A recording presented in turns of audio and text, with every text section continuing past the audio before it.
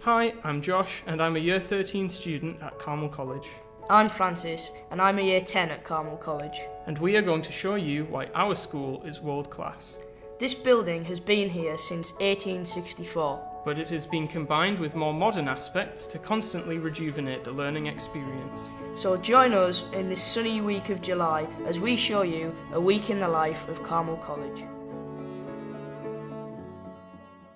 This week we've got some of the Year 6s from our partner schools in for a skipping festival. We like to form strong connections with our feeder schools, enriching Carmel's world-class community. Meanwhile, Mr. Roberts is showing off some of the software we use at college for computing. Monday afternoon was PSHE afternoon this week. This is one of the major ways in which Carmel prepares its students for the future. We have great support provided to all our students, regardless of background or circumstances in life. We're going to hear a bit from our chaplain, Mr. Gardner. I suppose, for me, I don't think it's qualifications that make you a world-class teacher. I think it's your experience with young people. But I suppose my qualifications did help me to get where I am now. So I did a bachelor's degree, an undergraduate degree in theology at a Catholic university. Then I trained on the job at Carmel. I did the graduate training programme to become a teacher, and I've recently just completed my master's in education. Throughout the college, students learn about their personality, money management, interview skills and more. This year, we had people from Darlington Building Society giving financial advice and someone from the police giving a talk too. For the sixth form students, myself included, they got to start working on their UCAS applications. Meaning that Carmel helps students find their own personal path in life. And while that was happening, the interviews for head boy and head girl took place. On to Tuesday and another action-packed day at college. But even on a busy day, we make time for what matters most, prayer and reflection. Morning form always begins with a college prayer, but on Tuesdays there is a liturgy group at break led by members of the sixth form. Now we are going to hear from some of our maths teachers about the world-class work they do every day. This is our Year 6 Maths Challenge, where we've got 4 schools competing for the Year 6 Challenge trophy. They are doing a mixture of problem-solving activities. So over here we've got how many Smarties will fit in the box. We've got making a triangular prism, some puzzles and a game on the board there measuring angles.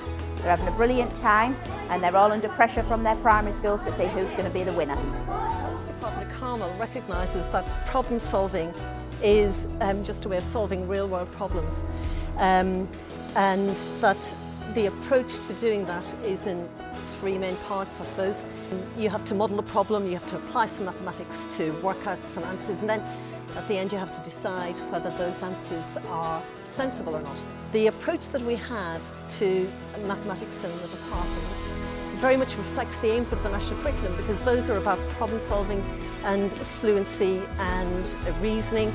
So problem solving is really embedded in our lessons, so that pupils in maths lessons are introduced to carefully chosen problems and they get to develop their fluency through the variation that we introduce in those problems. And in fact, we know that this approach does well because in 2015, when some of our pupils took part in the PISA test, they were some of the best in the world.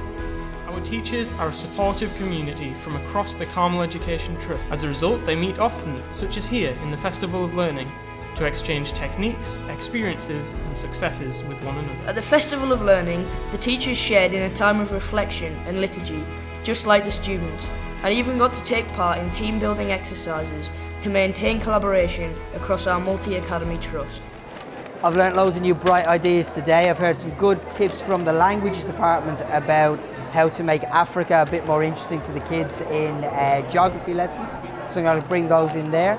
I've had a good look at some of the pastoral stuff to do during form times and things like that. I'm going to try and introduce that into my Year 8s. And it was really good to see the maths department are also using GeoMapper, which we use in geography to compare development across different places. So it's good to see different departments starting to look together. And we've got lots of activities going on. We've got different activities that form tutors can complete towards the end of the year. We've got a weekly quiz going on here. We've got catch-up sheets. So for students being absent, they have to go around and visit their teachers and catch up on the work they've missed and complete it and hand it in to their teacher. If you are going to be a new form tutor next year, we've got some questionnaires that each of your tutees can fill out to find out a little bit more about them and what they enjoy to do in their spare time. This Wednesday, I was one of the students to attend the Darlington Young People's Conference about mental health and e-safety. This helped develop resilience, both mentally and emotionally. Loads of the schools there, and you then have to come back and produce something to feed back to the rest of the students. So are you ready? Yeah. Awesome, let's go. So how are you hoping that Workshop 2 is going to help you, digital awareness? I'm hoping that Workshop 2 will help me look at the internet and how it's really affecting this world, because I know it's going to be a great part and a big part of my life in the future. It's still growing, and I just think that it could help me with my future career and ambitions. Student Council meets weekly to discuss school life. This week we were talking about the effectiveness of the School Improvement Plan, evaluating our strategies for effective learning and showing that students are listened to. How has the School Council had a measurable impact on college life? So one of the things that was discussed in the school council was, although there's fantastic extracurricular, it was about, really getting everybody involved and having something for everyone. So the student council came up with that they would let climbing wall and better hockey facilities. So those were put to Mr. Shorten and the other SLT, and in fact we actually now have a climbing wall in the sports hall, and we got funding for a 3G pitch, and it was really that came from the student council. It was their idea, they pitched it, and the funding was found to go ahead with that.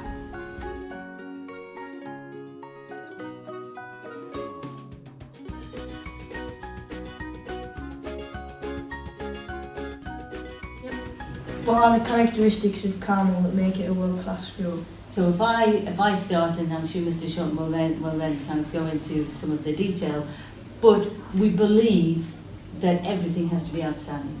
We believe that we have to provide an outstanding education in all aspects, as we've said earlier, both academic but also in sport, in leisure, in arts, in music. But everything has to be the best. And we work to be the best, and if we're actually less than the best, then we feel that we've got a disappointment. So it is so important to us that we get that. That's why we're a teaching school, because we actually believe in providing the best quality trainees teachers. That's why we're a maths hub, because we believe in making sure that people across the region have the opportunity to develop their maths skills.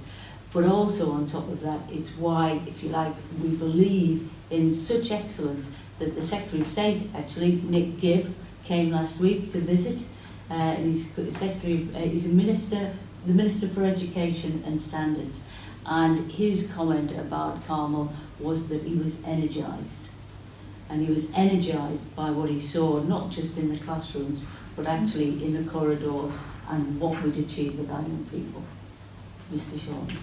I think we regard ourselves as being outstanding and world-class global, because we do look to other countries, we do look and support our teachers to make sure they learn from the best around the world. So we've had a project with teachers who have worked across 5 different countries, helping them develop teacher training, and we've also currently got a project with 5 countries around Europe, helping them to understand how you can work in partnership with other schools.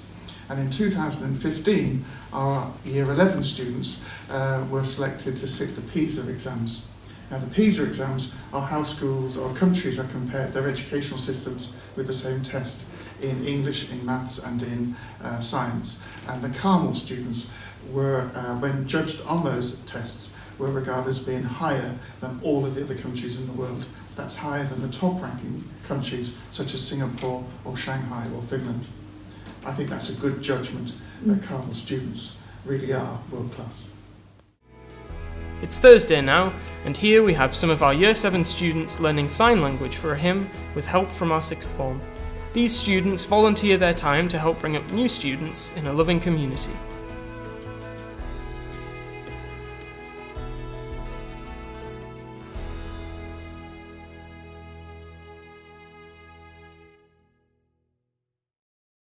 The Learning Resource Centre, or LRC as the cool kids are calling it, is the home of a vast array of texts and resources to help develop students' learning. This is where a variety of reading clubs take place, and students and their families can share their love of books with one another. Students of all ages are encouraged to take part in the Reading Achievement Scheme, which encourages them to work towards getting bronze, silver and gold reading awards. The scheme encourages them to read books from different genres, and also in addition they are given additional tasks to do to complete each award. As well as having a strong foundation in literacy, Carmel takes pride in its STEM aspects as well, such as the medical trip. Hang on, we're not at Friday yet. Oh yeah, sorry. Today students could take part in a series of practical experiments in their science lessons, enabling them to exercise curiosity and get a more hands-on experience with the knowledge they were being taught in lessons. And you can't get any more hands-on than PE. Well, we have a fantastic PE department. We have fantastic facilities, as you can see behind here, the new AstroTurf pitch. We've got fantastic rugby, football pitches. We've got a sports hall, a gym. We've got fantastic staff in the PE department who have many specialities. We do many different sports. We offer climbing. We've got a brand new climbing wall. But the best thing about the Carmel PE department is the students. They are absolutely fantastic and they do so well in sport. We have national champions, county champions, we have town champions. They just really love sport. Oh, and another thing I was involved with today, the Youth SVP meeting. The Youth SVP group gives me an opportunity to make a difference to the community. Last year, this meant supporting the food bank, collecting aid for refugees, and a slew of other exciting things like carol singing and hosting coffee mornings. Remember that trip you mentioned earlier? Well, that actually took place today. Go on. Students had the chance to visit Teesside University for a whole day based on STEM. I was lucky enough to be on this trip too. I know, busy week, right? Well, I hope you weren't too stressed out. It sounds hectic. For our students who are struggling to cope with pressure of school life, be it workload, issues at home, or just one of those days, the Emmaus Centre is always available to provide support. Welcome to Emmaus. Emmaus is our centre, and really it's at the heart of our college at Carmel. It's based on that whole story from the Bible about the journey to Emmaus. So literally it's a walk really, it's a journey, it's a place where we walk with students. It's built on our shared values of kind of respect, of tolerance. Emmaus offers some therapeutic sessions as well. So we've got Sandtray, which is a talking tool for children, because we recognise that some children find it really difficult to talk and to put things into words. Another opportunity available to our sixth form is the chance to do an EPQ. An EP what now? An extended project qualification. It allows students to demonstrate independence as they perform research into a subject of their choice, providing an effective set of skills to be later developed in university. Here we have some of our more creative students beavering away. They are working on the banners we use for our end-of-year mass, which is happening next week. We're doing a banner for the end-of-year mass, and from students up to like year 7 to year 12, helping as a team. And this is basically the design that we've been trying to do. Carmel encourages its students to use their creative talents as much as possible, whether they are artistic, linguistic or dramatic, shall we say. And there's plenty of drama going down this week. Today, students taking part in the summer show are rehearsing almost non-stop. I had the wonderful opportunity of participating, and it really developed my acting and singing skills, which really boosted my confidence. Go on, sing us a song then. Looks like we're out of time, folks. It's been a long week, but now it's time for our amazing students to go home. Aww. They'll be back next week, of course, because at Carmel College, our students love learning.